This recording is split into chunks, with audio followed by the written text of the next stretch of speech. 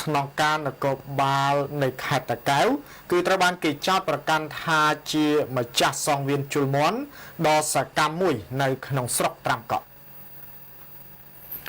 ក្រុមប្រជាពលរដ្ឋក៏ដូចជាពួកអ្នកលេងល្បែងភ្នាល់ខ្លះបានឲ្យដឹងថាស្នងការខេត្តតាកែវគឺជាម្ចាស់សង្វៀនបញ្ជុលមន់ដោះស្លែដ៏សកម្មមួយដែលមានទីតាំងនៅភូមិទួលខ្លងឃុំអូសរាយស្រុកត្រាំកក់ដែលពុំមានអ្នកណាអាចប៉ះពាល់បានឡើយយោងតាមសេចក្តីរាយការណ៍បានឲ្យដឹងថាសង្វៀនជលមន់របស់លោកឧត្តមសេនីយ៍ត្រីអុកសំអាតមានការដាក់លុយភ្នាល់ដល់ថ្នាក់រាប់ពាន់ដុល្លារអាមេរិកក្នុងមួយគូអ្នកលេងត្រូវផ្ញើឡានម៉ូតូនៅផ្ទះប្រជាពលរដ្ឋមុននឹងជិះម៉ូតូឌុបទៅកាន់សង្វៀនដែលមានអ្នកមើលការខុសត្រូវឈ្មោះតាហេនោះ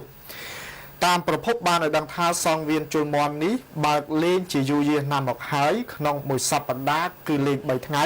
គឺថ្ងៃអង្គារថ្ងៃប្រហ័សនិងថ្ងៃសុក្រចំណែកឯអ្នកលេងភាគច្រើនជាមន្ត្រីរាជការនិងពួកអ្នករកស៊ីធំ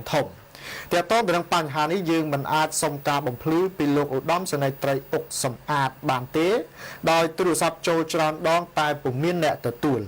យ៉ាងណាក៏ដោយលោកឡាអឹមរ៉នមេបញ្ជាការកងរាជអាវុធហត្ថស្រុកត្រាំកក់បានឲ្យដឹងថាកន្លែងជលមន់នេះគឺពិតជាបើកលេងជាយូរយារណាស់មកហើយប្រកាសមែនហើយអង្គភាពរបស់លោកតែងតែទទួលបានមីជាច្រើនកេះពីអ្នកមើលការខុសត្រូវនៅទីនោះដើម្បីត្រួតត្រងអង្គភាពលោកថាលោកមិនមានវិធានការនោះទេហើយស្ថាប័នផ្សេងៗក៏មិនហ៊ានចាត់វិធានការផងដែរ